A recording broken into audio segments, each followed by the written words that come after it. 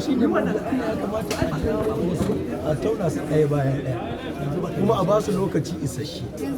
Baka gamsu ba kenan a damar. A tsarin da aka yi gaskiyar magana ba gamsuwa ce ban ba, girman abin ya wuce wannan tsarin da aka yi. Akwai bukatar a baka dama nan gaba. Ana ganin ana da girman abin ya cancanci a bada dama, kuma kamata a bayar. Domin mu addinin za mu ce ta matsalar ta fankama a duniya ba wai kirkira ta nake da aiki ba. Na sani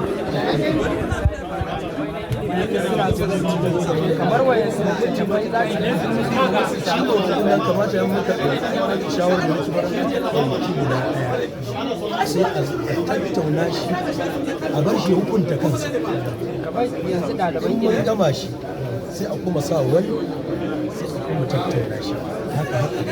yanzu ɗaliban ilimi in suna so su dora a kan bayanan yadda za su samu gaskiya wayan su littattafai za su bi don su samu Karatuttuka na za su duk ina faɗin kowace magana da inda ta kuma an duba za a ganta ba magana ɗaya ta